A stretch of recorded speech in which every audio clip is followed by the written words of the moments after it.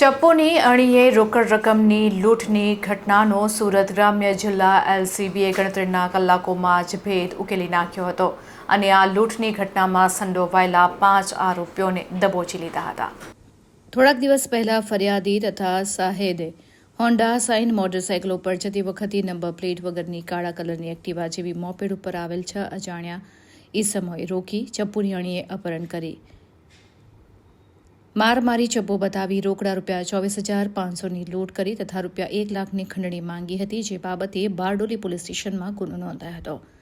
જે અનુસંધાનમાં એલસીબી પોલીસને બાતમી મળી હતી કે સમીર ઉર્ફે સેમ અરવિંદ ગામિત તથા સાગર વસાવાએ તેમના સાથીદારો સાથે મળી ગુનો આચરેલો હતો, જે હાલમાં બમરોલીથી આગળ ગોતાસા ગામ જવાના રસ્તે ક્રિકેટ ગ્રાઉન્ડ નજીક અલગ અલગ મોટરસાઇકલ તથા મોપેડ લઈ ભેગા થઈને બેઠેલા છે. જે હકીકતના આધારે પીએસઆઈ એચ.સી. મસાણીએ જિલ્લા એલસીબીની ટીમને સાથે પ્લાનિંગ બનાવી હકીકતવાળી જગ્યાએ દરોડો પાડી તમામને ઝડપી પાડવામાં આવ્યા હતા. એલસીબી પોલીસ દ્વારા આરોપીઓને મુદ્દામાલ સાથે ઝડપી તેમના વિરુદ્ધ કાયદેસરની કાર્યવાહી હાથ ધરી હતી.